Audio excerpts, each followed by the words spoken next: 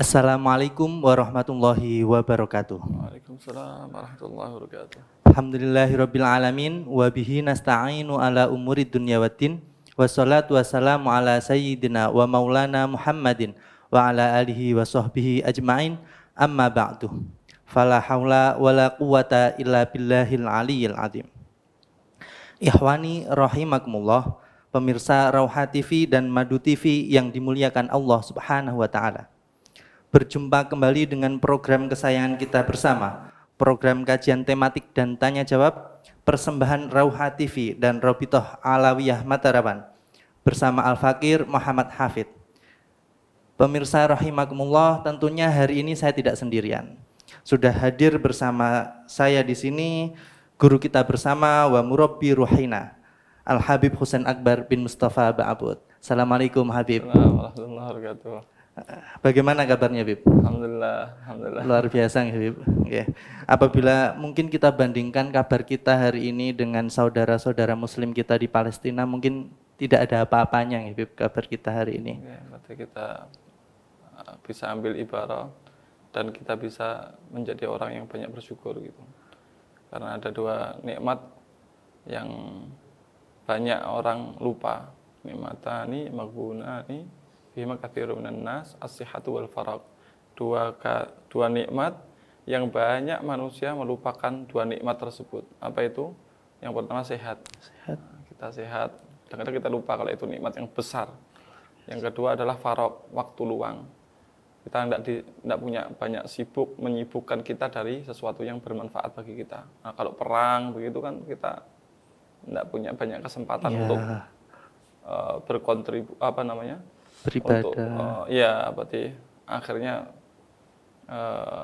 perhatian kita atau potensi-potensi kita akhirnya tercurahkan ke situ semua. Nah, kita kan harus banyak bersyukur gitu. Alhamdulillah. Dan satu, dokter, sebelum kita lanjutkan ya, berarti ada yang sesuatu yang bisa kalau sudah terjadi ya kita berjuang di situ, perang ini loh, maka kita surga ada di bawah pedang kita.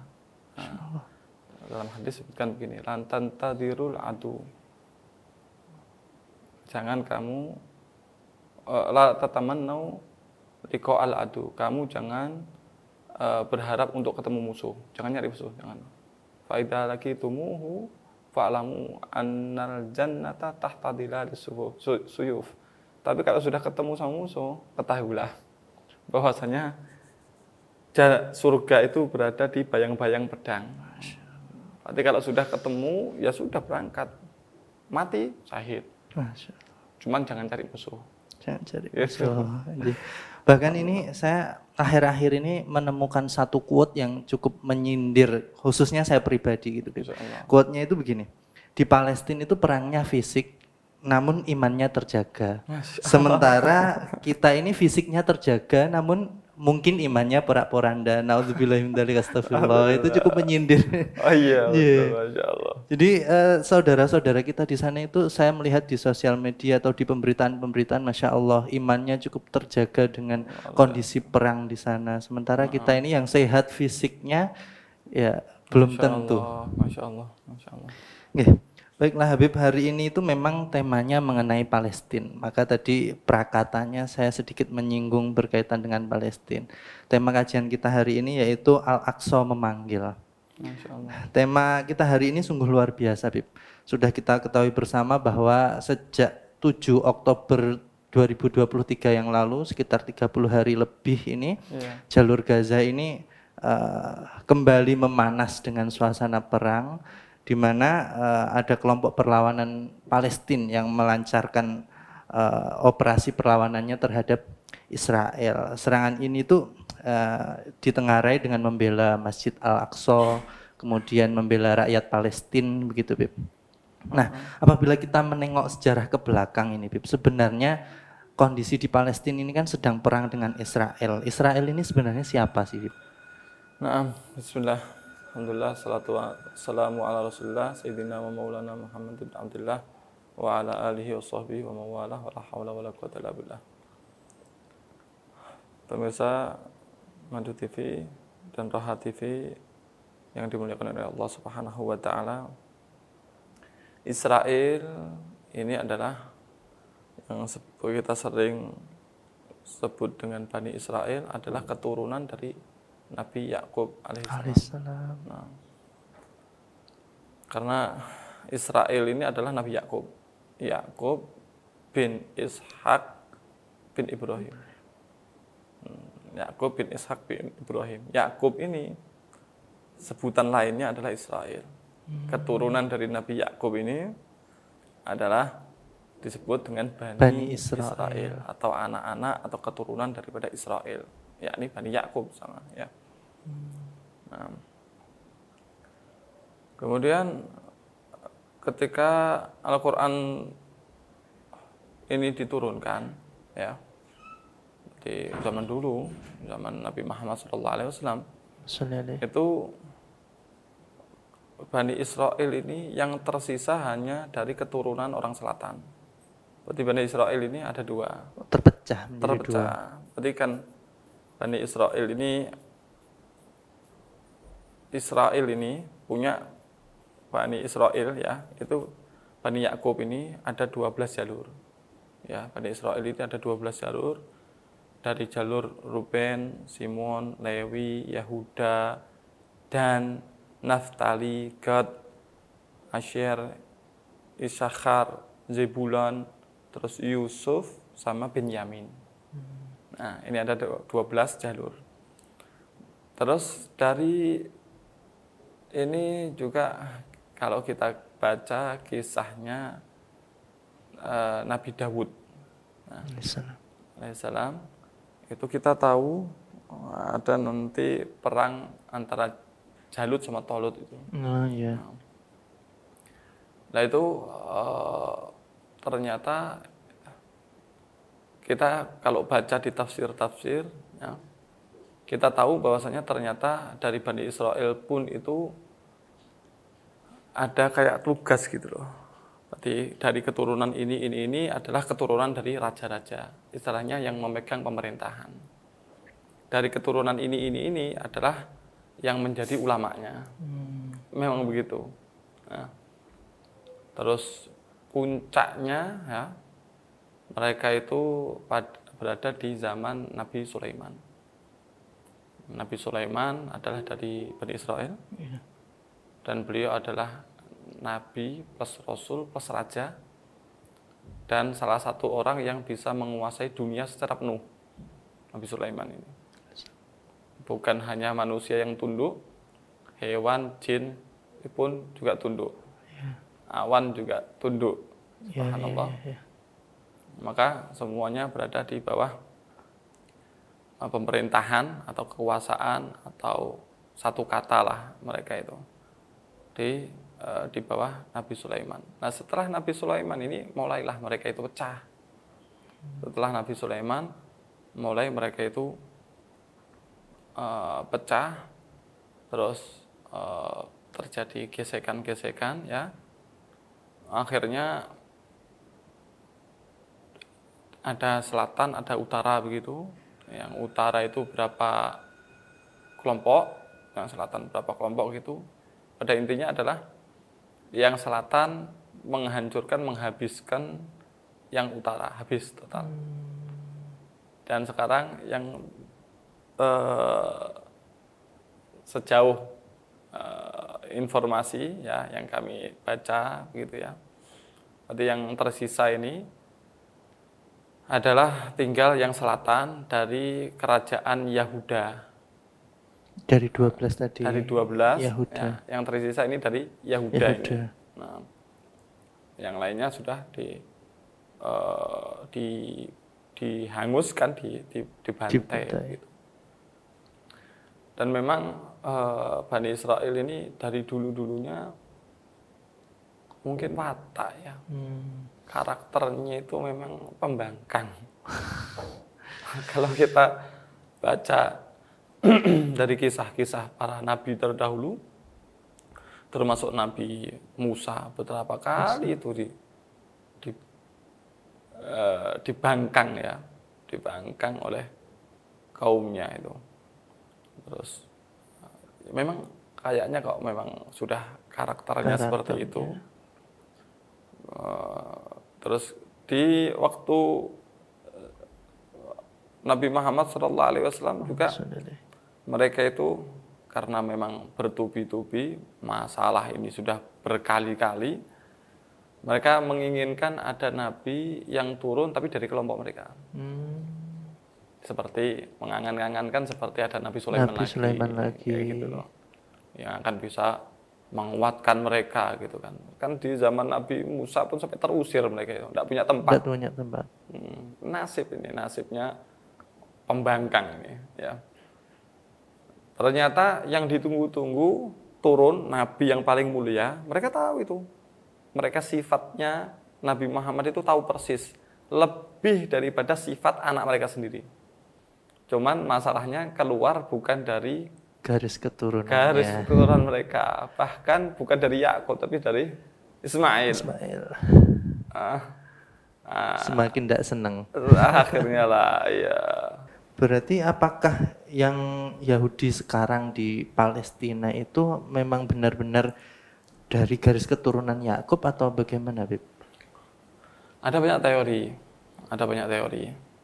Ya, tapi yang mau saya sampaikan di sini, kalau teori seperti ini kan bukan qat'i, bukan pasti ya, bukan pasti. Yang pasti itu kan berarti nas Quran, nas hadis begitu. Kalau yang tadi Bani Israel adalah dari Yakub, ini kan ada sejarahnya, disebutkan di dalam kitab-kitab klasik juga gitu, bisa kita cari gitu.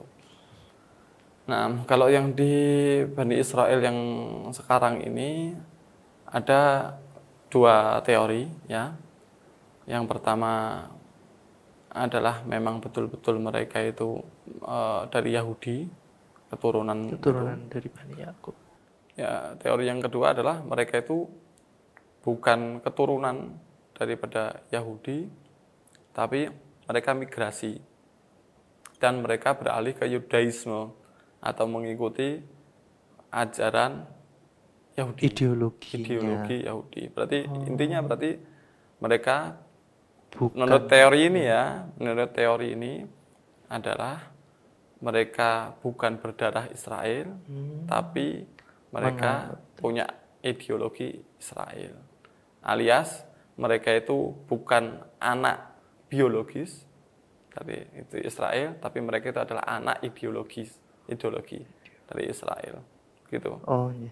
Tapi bagaimana ini teori-teori ya. Teori-teori. Berarti yang pertama tadi adalah Yahudi asli memang terus dikeluarkan, terus akhirnya kembali lagi ke Palestina. Nah, gitu. Yang kedua ini darahnya pun bukan. Berarti ibaratnya karena mereka tidak punya warisan, kan ini kan mereka mengatakan ini warisan kami, ini hak kami. Kamu bukan siapa-siapa. Teori yang kedua ini. Nah, cuman dia punya ideologi Yahudi gitu. Berarti apakah pencetus perang Israel dan Palestina itu karena rebutan itu atau bagaimana sejarah perang dari Israel dengan Palestina ini, Bib? Yang perang sekarang ini kan Zionis. Ya, Zionis. Zionis ini adalah gerakan nasional Yahudi internasional yang bertujuan untuk menghasilkan sebuah negara Yahudi di wilayah Palestina. Gerakan internasional gerakan nasional Yahudi internasional untuk menghasilkan negara Yahudi di tanah Palestina. Ini adalah Zionis. Sejak dulu Palestina ini ditempati oleh bangsa Arab. Ya. Kan Palestina itu masuk wilayah Syam. Ya, ada Jordan, Urdun itu.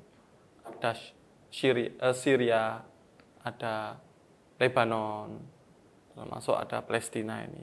Berarti ada 4 negara ini Syam ini. Terus kemudian sejak tahun 135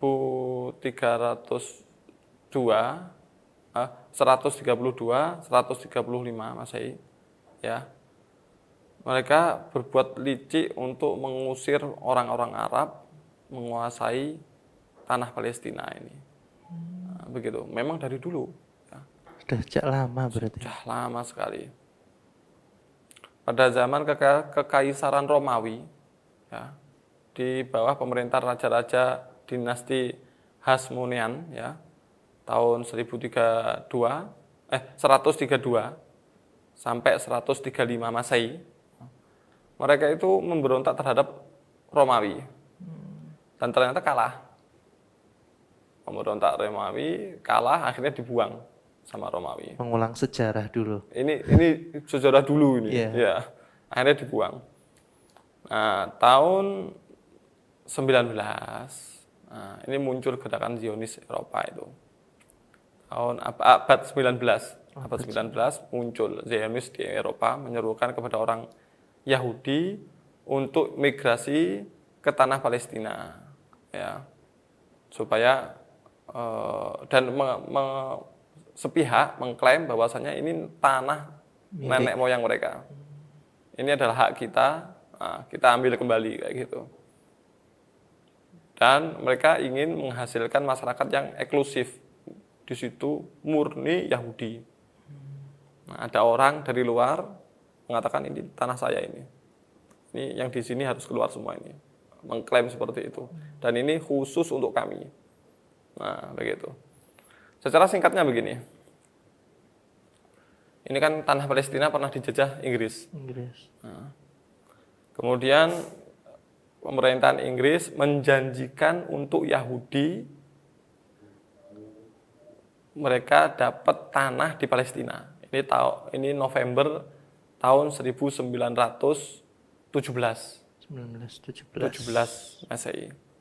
Inggris menjanjikan Yahudi untuk mendapatkan tanah di Palestina. Terus memindah 100.000 orang Yahudi yang berada di Eropa Timur, di Eropa, ke Palestina atas rekomendasi dari Amerika Serikat. Itu tahun 1946. 46. Setahun setelah Indonesia merdeka. Itu mungkin kalau yang sekarang viral di video-video sosial media itu mereka naik kapal besar-besar kemudian bersandar di pelabuhan. Mungkin itu ya. Besar-besaran banyak. Iya, cuman persisnya apakah itu atau bukan? Saya tahunya itu. Oh iya. Tahunnya 46. Nah, terus Uniskop itu merekomendasikan kepada sidang umum PBB untuk dibikin skema pembagian tanah. Dibagi. Ini Palestina, ini Israel. Yahudi ini. Itu tahun 1947. Nah, tadi kan 46. Setahun setelah merdeka, ya, merdeka kita. Iya. Ini 47 ada bilangan seperti itu. Akhirnya dibagi tanah itu. Dan ini adalah menyulut perang. Biang kerok perang yaitu. Oh, pembagian tanah. Pembagian tanah. Ya, mungkin kayak gitu ya. Mungkin tanahnya jenengan ya, dokter. Ada satu orang, ini tanahnya nenek saya ini. Terus akhirnya kamu pergilah. Saya mau fokus untuk saya pakai sama anak cucu saya. Tolong pergi. Begitu. Kan marah ya. Iya. Nah, tahu-tahu ada orang lain bilang, "Wes bagi dua dah. Kamu di sini enggak boleh keluar. Cuman di sini tok. Yang ini khusus untuk pendatang ini." Begitu. Nah, dan ini berdiri akhirnya negara Israel dan mengusir bangsa Arab dari tanah Palestina tahun 1948.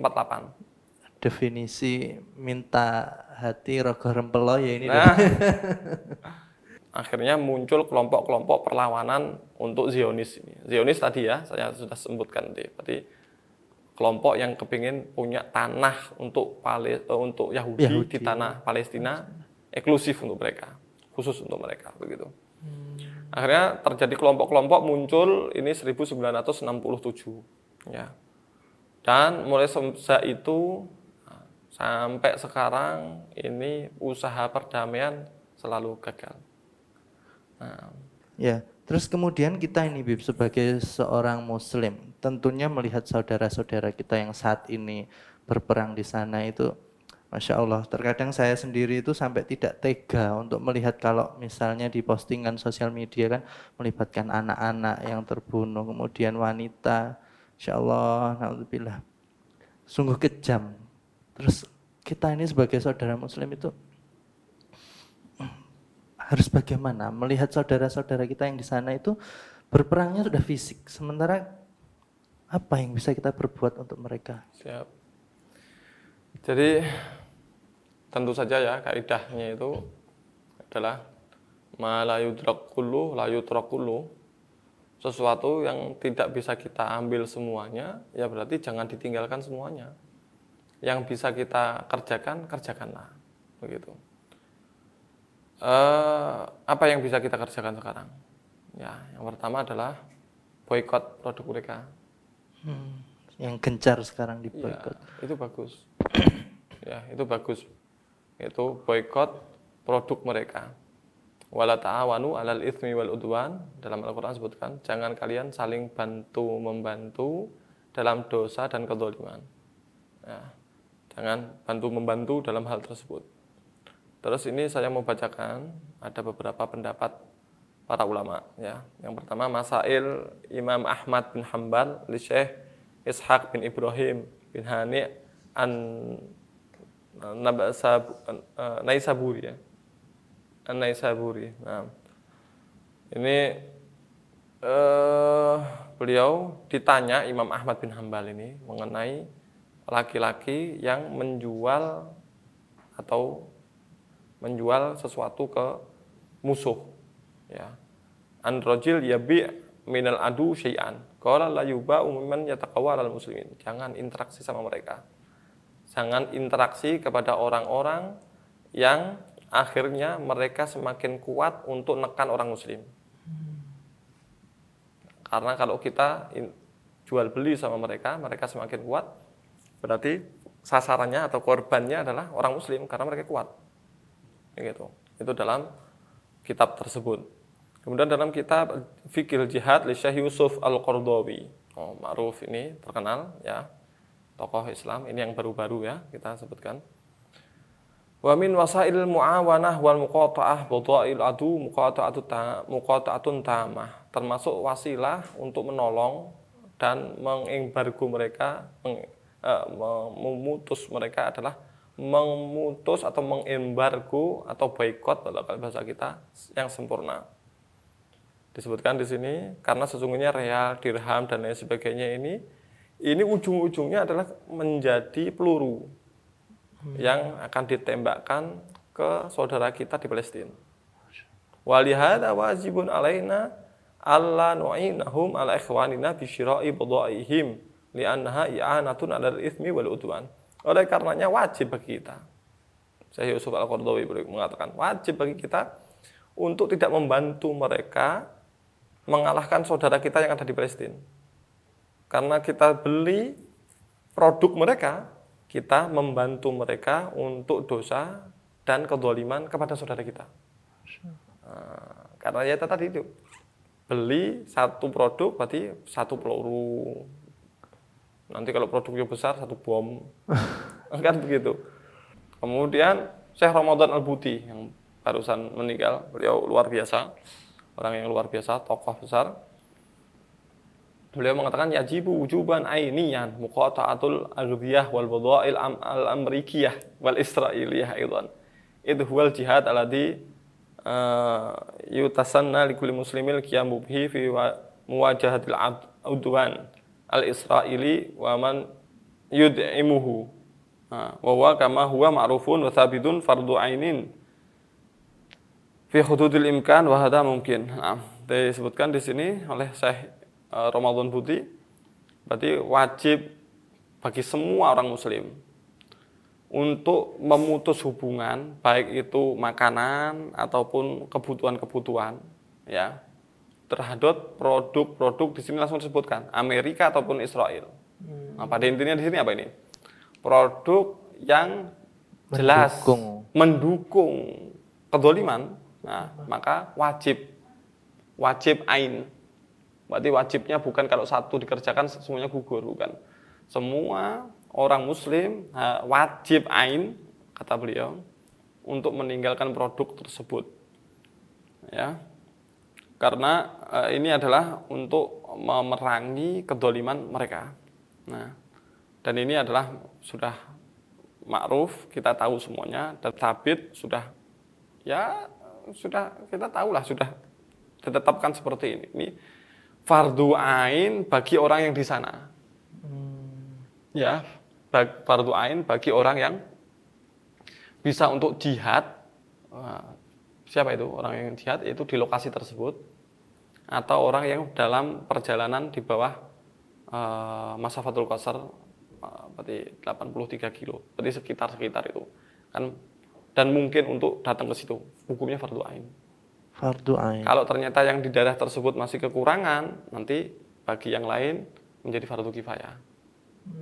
Nah, tapi kalau untuk menolong mereka dengan yang kita mampu, dengan bagaimana? Tidak membeli produk mereka, hukumnya apa? Fardu ain. Ini kata beliau begitu. Yang bisa kita lakukan berikutnya adalah menyumbang. Dari Maimunah, ya, mualat Rasulullah SAW, anhu qalat, dia mengatakan, ya Rasulullah, abdina fi Baitul Maqdis. Rasulullah kasih fatwa dong kepada saya mengenai Baitul Maqdis. Maka beliau mengatakan, datang ke Baitul Maqdis dan sholat di sana. Loh, tapi sekarang ini daerah tersebut perang. Nah, akhirnya Rasulullah menjawab gini, fa illam ta'tuhu wa tusallu fihi fab'athu bi zaitin yusraju fi qanadilih. Kalau ternyata kalian tidak bisa datang ke sana, kalian sholat di sana, tidak bisa. Nah, terus bagaimana? Ya wes, kirim minyak untuk dijadikan lentera, menerangi di sana.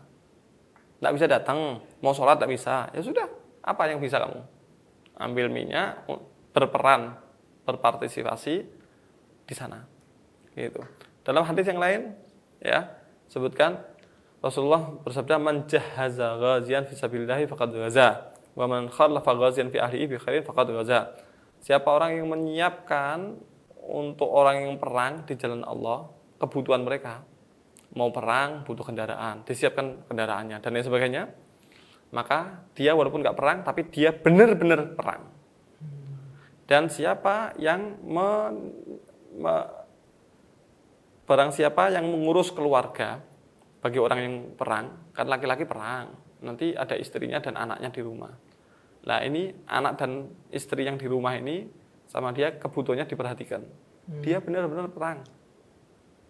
Berarti kita punya peran. Ya, orang pergi perang, pikiran anaknya ini gimana? Aman. Saya tanggung kebutuhannya. Nah, kita sudah berpartisipasi. Itu hadis Rasulullah SAW. Sedemikian juga yang dilakukan oleh Amerika tadi, menyumbang Israel seperti itu. Berarti kita juga melakukan sumbangan ke Palestina dengan cara-cara seperti itu. Betul. Itu yang kedua. Yang ketiga adalah berdoa. Apa yang kita bisa lakukan? Doa. Ya, karena doa silahul mukmin. Doa ini adalah senjatanya orang mukmin. Dalam hadis juga Rasulullah SAW bersabda, "Ma min abdin muslimin yad'u li akhihi bi dhahril ghaib illa qala al-malak wa laka bimithlin." Tidak seorang muslim pun yang berdoa doa baik untuk saudaranya, tapi tidak di hadapannya. Berarti yang didoakan pun nggak tahu. Tapi kita mendoakan mereka. Ini malaikat akan mengatakan, mudah-mudahan kamu dapatkan hal yang sama. Ya Allah, mudah-mudahan dapat kemenangan. Kamu menang kamu. Ya Allah, jauhkan dari musibah. Kamu jauh dari musibah. Karena didoakan oleh malaikat. Ya. Da'watul mar'i dalam hadis yang lain, da'watul mar'i muslim ya akhi bidir ghaib mustajabah. Doanya seseorang muslim kepada saudaranya tapi enggak di hadapannya dia, ini doa mustajab. Indarasi malakun muwakkalun laka kullama da'a li akhihi bi khairin qala malaku wal muwakkalu fihi amin wa laka bimithlin. Oh muslim nih. Setiap kali dia berdoa untuk saudaranya, maka di situ ada malaikat yang di sisinya. Setiap kali dia berdoa untuk saudaranya tadi, malaikat tersebut yang memang diperintahkan ya untuk urusan ini langsung mengatakan amin, amin. Kemudian walaka bimithlin. Mudah-mudahan kamu juga dapatkan hal yang sama. Doa kita kepada saudara kita, mereka nggak tahu kalau kita doakan. Kita berdoa, mustajab itu. Mustajab. Dan ada malaikat yang mendoakan, amin, amin. Dan mudah-mudahan kamu dapat sama. Ya Allah menangkan, ya Allah. Amin, amin. Kamu juga mudah-mudahan menang. Ya Allah jaga mereka dari bahaya, ya Allah. Amin, amin. Juga kamu dijaga dari bahaya. Seperti yang akhir-akhir ini kan ada kunut nazilah, itu apa seperti itu salah satu contohnya ya? Dan itu termasuk sunnah. Ya, itu termasuk sunnah. Berarti kalau ada bala yang menimpa umumnya orang muslim, maka disunnahkan bagi orang muslim untuk melakukan kunut nazilah. Itu sunnah hukumnya. Dan ini ya dulu majalah Berita Nahdlatul Ulama BNO dulu edisi nomor 22 tahun 20 Rajab 1357 Hijriah atau bertepatan dengan 15 September 1938. Masih lama ya. Itu Mbah Hasyim Asy'ari menyerukan kunut nazilah untuk peristiwa Palestina. Mbah Hasyim Asy'ari. Bahkan sebelum Indonesia merdeka sudah disyariatkan untuk mendoakan Palestina dengan kunut nazilah. Mbah Hasyim Asy'ari. Kita dianjurkan untuk berdoa kunut nazilah. Dan ini ada tulisannya. Jadi majalah edisi Dzulhijjah 1357 Hijriah Januari 1938 tertulis di sana. Ini juga ini terus ya. Berkenaan dengan itu, tapi ini saya tertulis di sini redaksi aslinya. Berarti berkenaan dengan itu kayak itu kan tulisan dulu ini. Zaman dulu. Maka berhubung maksudnya gitu ya. Saya bacakan aja langsung. Berkenaan dengan itu maka berhubung dengan urusan Palestina itu HBNU telah meminta cabang-cabang menjalankan kunut nazilah itu dan sudah pula dijalankan di mana-mana tempat di Indonesia ini. Ya, karena memang ternyata sebelum itu juga Hadratus Syekh Hasyim Asy'ari sudah berkunut nazilah. Kemudian menganjurkan bagi cabang-cabang semuanya untuk ikut mendoakan saudara yang di Palestina. Berarti sebenarnya hubungan antara Indonesia dengan Palestina ini sudah cukup dekat sejak lama ya, Bu? Sudah lama. Bahkan salah satunya setahu saya itu yang mengakui kemerdekaan yang pertama itu bahkan Palestina. Betul. Berarti gini, tanggal 6 September 1944. Jadi momen penting Palestina dan Indonesia. Saat itu Palestina mengakui Indonesia sebagai negara merdeka secara de facto. De facto. Ya.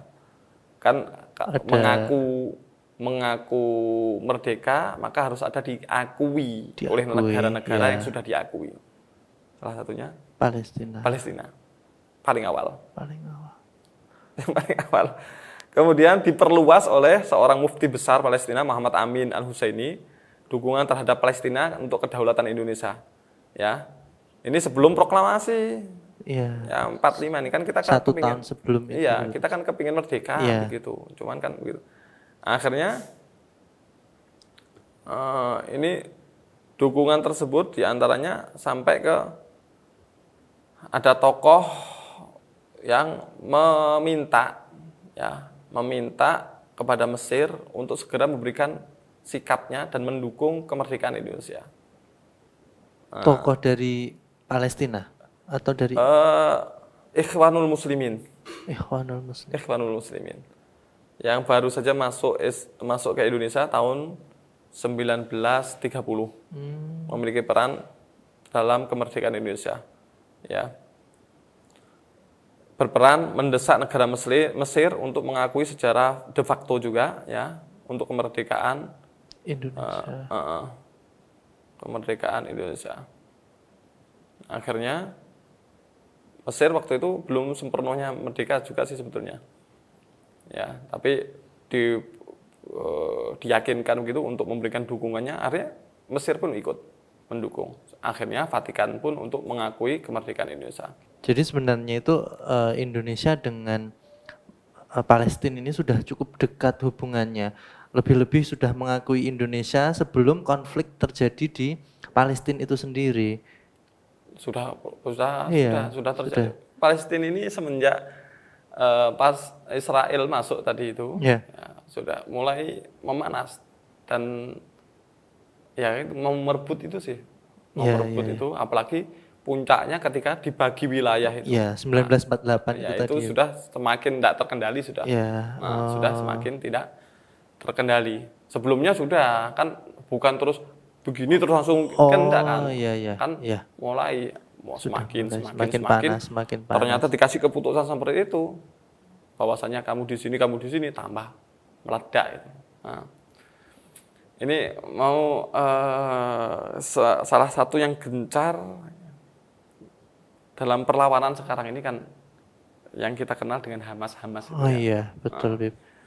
kita bahas sedikit untuk Hamas. Ini informasi yang kami terima. Ya, tentu saja masing-masing dengan informasi yang berbeda. Ya, termasuk media-media, terutama media Eropa itu memberitakan Hamas ini teroris gitu sebenarnya. Makanya itu. Berarti kita sedikit bahas mengenai siapa itu Hamas. Iya. Ya, Hamas ini menginduknya atau Hamas ini adalah bagian daripada Ikhwanul Muslimin yang di Mesir. Yang kita bahas tadi itu. Justru yang membantu kemerdekaan Indonesia. Salah satunya. Salah satu yang mendesak Mesir untuk Mendesak segera mengambil sikap dan memberikan dukungan tadi. Begitu. Hamas berasal dari Harokat Al-Muqawamah Al-Islamiyah yang artinya adalah gerakan pertahanan Islam. Hamas singkatan ini ya kan tadi kan panjangnya Harakatul Muqawamah Al-Islamiyah itu panjangnya disingkat dengan Hamas. Nah, Hamas sendiri punya makna semangat. Gitu. Jadi singkat tapi ada maknanya, semangat gitu. Nah, ini Hamas ini berdiri tahun 1987, 14 Desember 1987. Dan ini jauh sebelumnya sudah ada sebelum munculnya konflik Israel Palestina. Nah, tapi terbentuknya tahun sekian. Tapi sebelumnya sudah muncul dan akhirnya menjadi salah satu bagian daripada Ikhwanul Muslimin yang ada di Mesir. Siapa sih yang tokoh-tokohnya? Nah, salah satu yang kita bacakan di sini ada Hasan Ahmad Abdurrahman Muhammad Al-Banna. Syekh Hasan Al-Banna. Sering kita dengar kan? Iya, iya. Beliau adalah guru dan imam besar asal Mesir. Beliau pengikut Thariqah Syadziliyah. Yang menunjukkan bahwasanya ini Ikhwanul Muslimin ini akidah Thariqahnya Syadziliyah ya.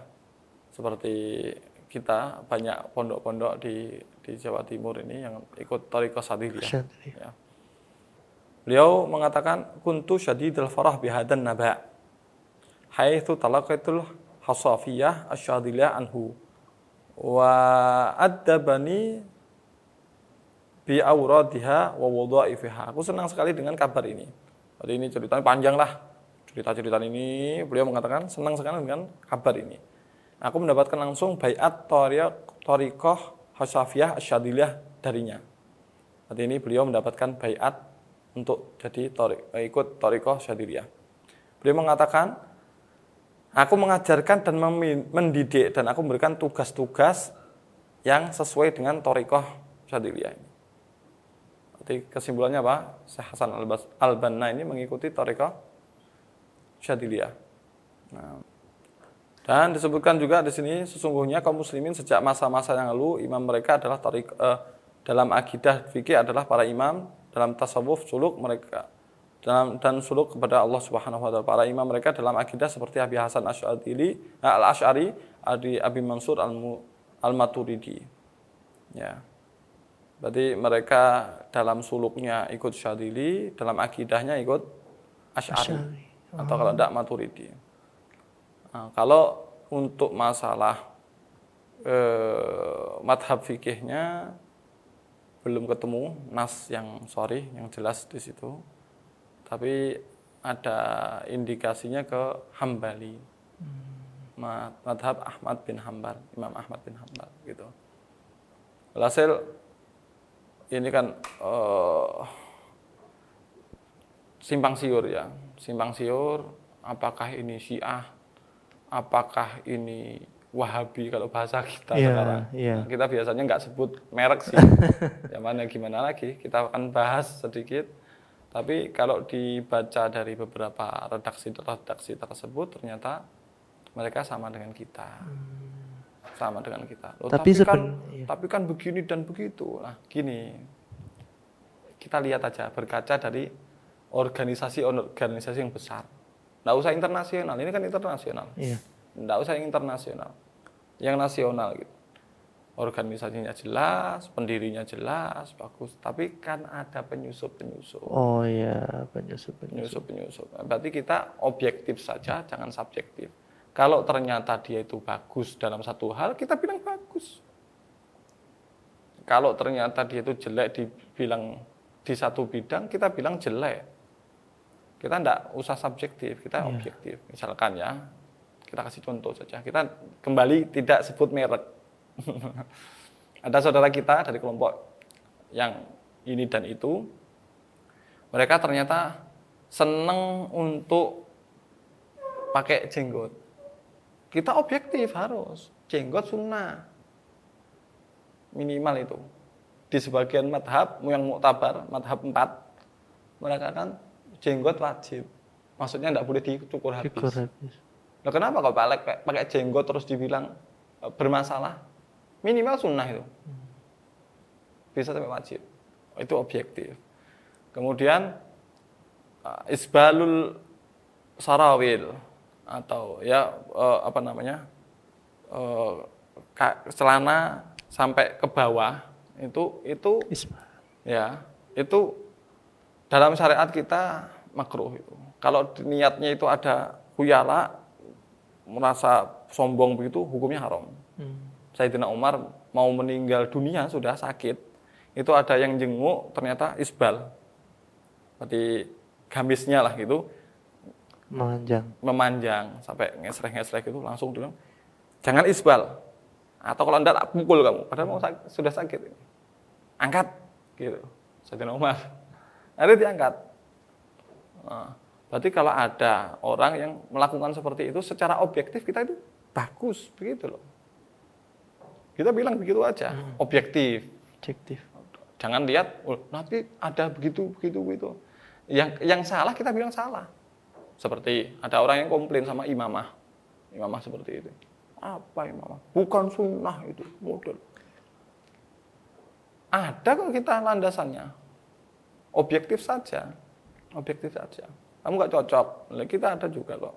Ya kalau kamu nggak cocok ya sudah diam aja. Yang penting ada landasannya, ada dasarannya. Itu objektif. Berarti kita kembali lagi melihat yang seperti itu, yang baik mereka mempertahankan dan mereka perang sama orang kafir yang memusuhi kita.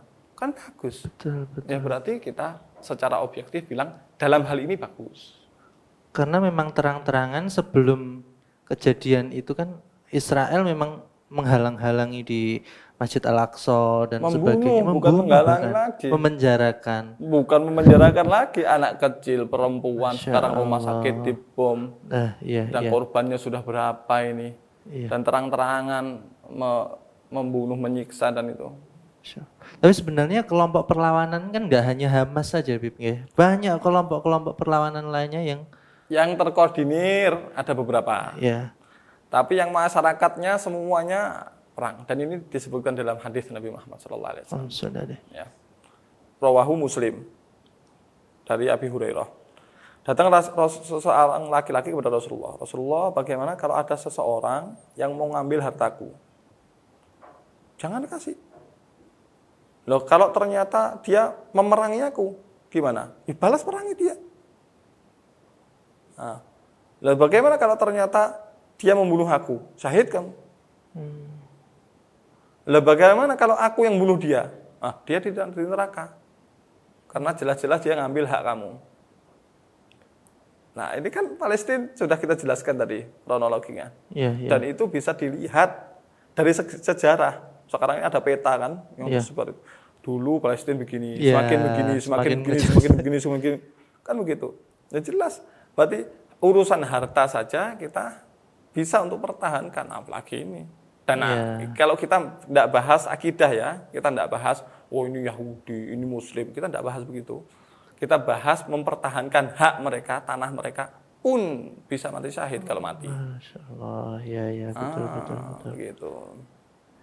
Ya, Masya Allah, luar biasa. Berarti intinya ini ya tidak salah kalau mereka melakukan ibaratnya perlawanan, karena memang sejarahnya dibagi itu siapa yang mau dibagi hartanya. Ada orang tahu-tahu minta bagian. Iya. Bib, sekiranya materi hari ini cukup luar biasa. Pengen segera terus untuk bertanya terkait materi ini. Memang bahasan terkait Palestina ini sangat banyak sekali kalau kita terus-teruskan. Tapi apalah daya, waktu perjumpaan kita ini sangat terbatas. Jadi tidak terasa ini harus, ya mau tidak mau kita harus mengakhiri segmen ini. Padahal lagi seru-serunya. Ya, tapi tidak masalah. Lagi seru-serunya. Ini tapi kita pembahasannya sedikit masuk di materi, Bib, karena di segmen berikutnya ini ada sesi tanya jawab, Bib, dari pertanyaan-pertanyaan yang sudah masuk. Dan sekiranya pertanyaan ini cukup banyak juga. Karena mungkin antusiasnya sedang booming-boomingnya kasusnya ini. Nah, langsung saya bacakan saja, Bib. Ini ada beberapa pertanyaan dan 2 di antara pertanyaan ini hampir sama sebenarnya pertanyaannya, tapi saya jadikan satu saja. Siap. Ini yang pertama, Habib Afwan mau nanya masjid ini. Bagaimana hukum memboikot produk Israel seperti KFC, Unilever dan sebagainya? Dan satu pertanyaan lagi ini menanyakan, Afwan, Bib mau tanya, apakah kita wajib memboikot produk Israel, Bib? Ya. Sudah kita bahas tadi. Ya kan? Poin tadi. Kita beli produk mereka, berarti kita membantu mereka untuk membunuh saudara kita. Ya.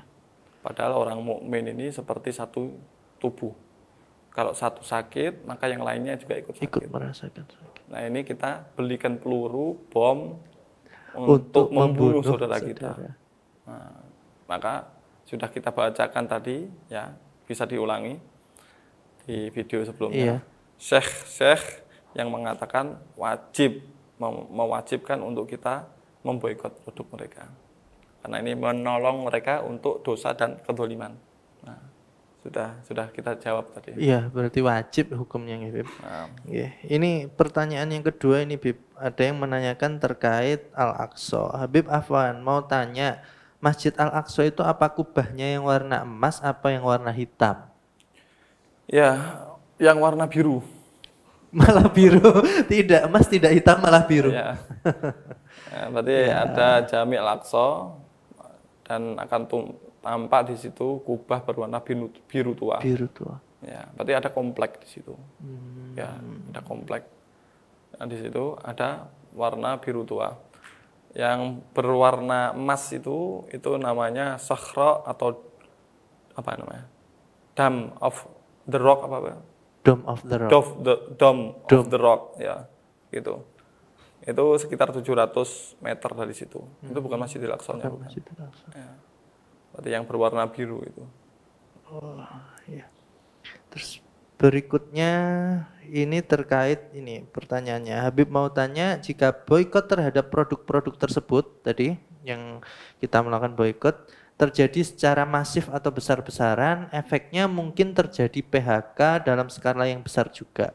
Sementara banyak dari saudara-saudara muslim kita yang kerja di perusahaan tersebut yang mungkin juga bisa kena PHK. Bagaimana pandangan Habib mengenai hal tersebut? Jazakumullah khairan katsir. Jadi gini, kan ada namanya mafsadah mutawahhamah. Ada mafsadah muhaqqaqah. Mafsadah mutawahhamah ini adalah kerusakan yang kita sangkakan, jangan-jangan. Mafsadah Mutahaqqaqah adalah kerusakan yang jelas nyata sudah terjadi. Nah, lalu bagaimana? Kalau dua hal ini berhadapan-hadapan, tentu saja yang mafsadah mutahaqqaqah didulukan daripada mafsadah yang muttahamah. Jelas-jelas kalau kita beli produk mereka jelas-jelas membunuh saudara-saudara kita, menyakiti saudara-saudara kita dan menguatkan mereka. Jelas itu, jelas apa enggak? Iya, jelas. Apa kira-kira masih jelas kan? Iya, jelas. Jelas sekali. Jelas, justru malah kemarin tuh memang diberikan tentaranya dengan makanan satu produk itu. Lah, itu dia, belum pelurunya dan lain Iya. sebagainya. Nah, kekuatan ekonomi dan lain sebagainya. Iya. Itu kan jelas. Yang ini belum tentu juga.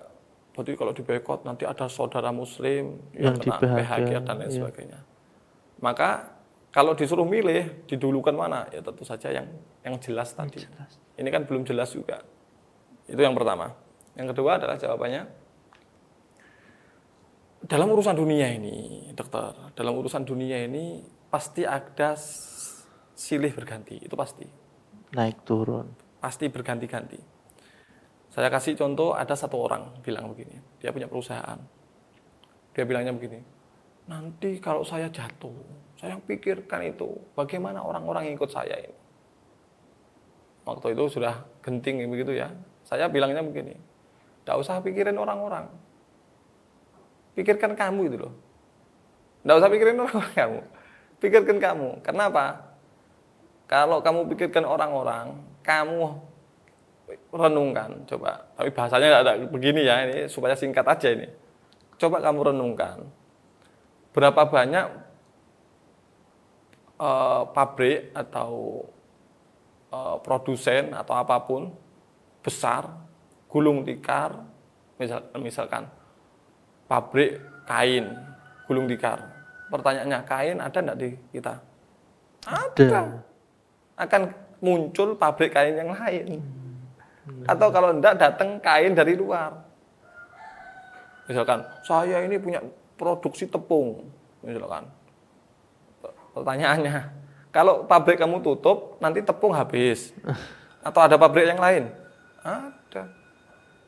Ada kan? Iya. Sama seperti itu juga nanti ketika akhirnya pabrik mereka itu tutup, banyak orang muslim yang tidak punya pekerjaan. Tidak makan mereka. Apa nyari pekerjaan lain? Iya. Nyari pekerjaan yang lain. Lawang bukan satu orang lahir kemudian harus di perusahaan ini. Tidak ada begitu. Benar. Dan mereka juga mecat banyak orang kok.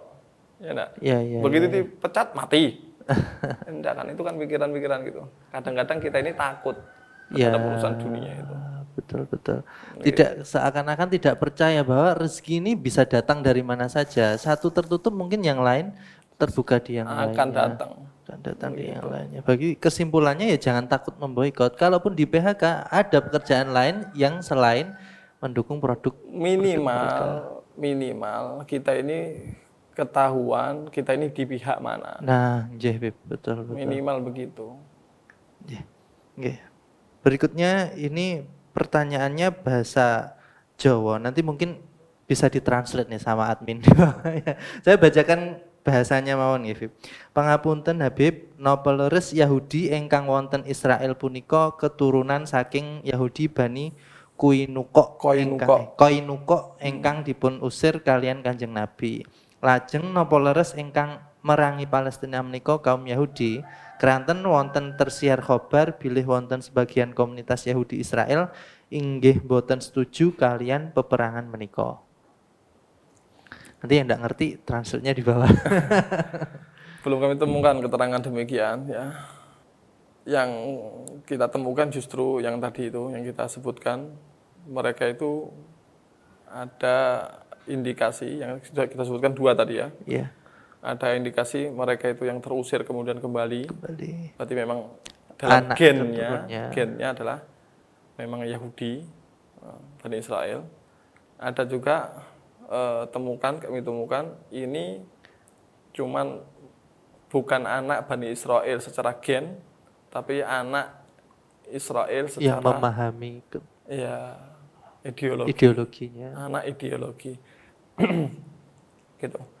Terus yang perlu kita pahami juga bahwasanya yang gencar perang di sana ini sekarang adalah Zionis, gerakan Gerakan yang sih. kepingin punya tanah khusus di Palestina, tidak ada orang lain di dalam tanah tersebut.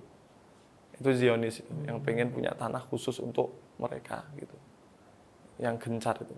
Ada enggak Bani Israel yang nggak setuju? Di semua hal kan ada begitu. Iya. Nah, berarti ternyata Bani Israel itu terpecah-pecah, ya, alias Yahudi. Saya ulangi, Yahudi itu terpecah-pecah, Nasrani itu terpecah-pecah, sebagaimana orang Muslim juga akan terpecah-pecah, begitu. Berarti tidak semuanya sependapat, tentu saja. Nah, ada yang cuman saya ini keyakinan saya begini, cuman kalau dilihat pembantaian seperti itu tetap nggak setuju saya. Ya, ada yang begitu juga. Iya, iya, iya. Walhasil yang sekarang perang ini Zionis ini, memang yang kejam membunuh anak-anak ini. Selanjutnya pertanyaannya ini, Bib. Maaf, di sini saya mau bertanya, kalau ada orang yang bilang kalau konflik antara Palestina dan Israel itu pure karena konflik politik tanpa ada embel-embel yang lain seperti konflik agama, itu apakah benar? Mohon penjelasannya. Ya, ini kan sudah kita bahas tadi ya. Iya. Ada orang datang kepada Rasulullah, bagaimana kalau ada orang yang datang untuk mengambil hartaku? Maka Rasulullah jawab, jangan. Bagaimana kalau dia membunuh aku, memerangi aku? Maka balas perangi dia. Lalu bagaimana kalau aku mati? Syahid kamu. Kalau dia yang mati, aku membunuh dia, bagaimana? Dia di neraka karena ngambil hak kamu. Itu di sini nggak disebutkan dalam hadis ini urusan muslim, tidak muslim, tidak ada. Iya. Apalagi indikasi keras bahwasannya ini yang diperebutkan adalah Masjidil Aqsa. Iya. Masjidil Aqsa. Ini dokter perlu dikasih garis bawah ini. Israel, Zionis ini kuat secara ekonomi kan? Ya, kita tahu karena kita menguatkan dulu. Membeli produk-produknya. Membeli produk mereka. Iya. Ya. Mereka menawarkan untuk Palestina ini tanah berapa kali lipat besarnya daripada ini. Yang penting kamu tinggal. Dan jangan rewel, jangan musuhi, jangan menentang gitu loh. Nanti kamu saya makmurkan, kamu saya kasih tanah yang lebih luas. Bahwa ini bukan perebutan tanah Palestina saja, bukan. Ini mereka orang Palestina ini mempertahankan Baitul Maqdis. Kiblat pertamanya orang Muslim. Berarti kita ini dibantu oleh mereka. Berarti mereka itu mewakili kita. Ya Allah. Kan begitu. Iya, iya. Karena sudah banyak tawaran dari mereka. Dikasih tanah lebih besar, dikasih kemakmuran, dan begini dan begitu. Tapi tidak mau orang Palestina. Tidak mau. Nah, karena tujuan utamanya di Baitul Maqdis itu. Ini ada 2 pertanyaan terakhir, Bib, tapi mungkin sedikit meluas dari tema kita hari ini. Saya bacakan yang pertama. Assalamualaikum, Bib. Bagaimana cara agar selamat dari Dajjal? Salah satunya dengan banyak berdoa, ya. Yang doa-doa yang dibawakan oleh Nabi Muhammad SAW. Ya, diantaranya adalah Allahumma inna a'udzubika min adzabi jahannam wa min adzabil kubur wa min fitnatil mahya wa mamat wa min syarri fitnatil masiihid dajjal. Rawahu Muslim. Ya Allah, aku berlindung kepadamu dari azabnya jahanam, neraka, dari azab kuburan, dari fitnah kehidupan atau kematian, dari kejelekan fitnah Masiihid Dajjal. Nah, Dajjal pasti datang. Itu sesuatu yang pasti. Yang kedua adalah dengan membaca surat Al-Kahfi setiap hari Jumat, malam Jumat. Sesuai dalam hadis itu menghindarkan kita dari fitnah Dajjal. Yang berikutnya tentu saja dengan kita memperkuat ya ikatan kita terhadap apa yang dibawa oleh Nabi dan menjauhi larangan-larangan Nabi Muhammad, menjalankan syariat dan menjauhi maksiat. Itu ikhtiar kita. Ya. Yang terakhir mungkin cukup ya. Karena yang satu ini Melenceng ya jauh saya sekali. baca kok bukan tema kali ini mungkin ya. Iya, Saya lihat tadi juga waktunya kok sudah luar biasa panjang karena memang cukup seru sekali Habib tema kita hari ini. Oke, alhamdulillah Habib, berarti semua pertanyaan sudah terjawab dengan baik. Kita nantikan tema-tema berikutnya. Jika ada pertanyaan nanti bisa disampaikan lagi di tema-tema berikutnya. Ingat Habib. Ya, alhamdulillah, berarti sebelum kita menutup segmen kita pada hari ini, saya sedikit ada kata hikmah yang dapat saya ambil dari pembahasan hari ini. Ya, intinya mungkin tubuh kita ini belum mampu untuk ikut berperang melawan Zionis Israel di Palestina saya. Mungkin hanya bisa berdoa, kemudian mampu dengan menunjukkan postingan-postingan bagaimana keadaan mereka di sana, kemudian berdoa-berdoa dan salah satunya memboikot, kemudian menyumbang. Namun dengan seperti itu setidaknya ini kita telah memastikan bahwa diri kita ini siapa dan berada di sisi yang mana. Paling tidak seperti itu. Ya. Kita berada di sisi mana itu yang paling penting gitu, Habib. Ya, itu menunjukkan apa yang bisa kita persembahkan, ya, sekecil apapun untuk menunjukkan kita berada di pihak mana. Pihak yang mana. Masya Allah, luar biasa. Tidak terasa acara kita hari ini sudah di penghujung acara dan harus berpisah tentunya. Mudah-mudahan kita mendapatkan manfaat dan keberkahan dari ilmu-ilmu yang telah disampaikan oleh beliau Habib Husain Akbar bin Mustafa Ba'abud, dan tentunya membawa kita lebih dekat lagi kepada Allah Subhanahu wa taala. Amin amin Allahumma amin. Insyaallah kita akan berjumpa lagi di program yang sama di pekan depan dengan tentunya tema-tema yang tidak akan kalah menarik lainnya. Insyaallah. Alhamdulillah, Al-Fakir bersama kru yang bertugas mengucapkan banyak-banyak terima kasih kepada guru kita Habib Husain Akbar bin Mustafa Ba'abud, kepada Robitoh Alawiyah Mataraman, kepada Pondok Pesantren Raudhatul Hasanain Kediri, dan para santri alumni tentunya, serta pemirsa Rauha TV dan Madu TV yang terus setia menonton program-program kami. Jazakumullah ahsanal jaza.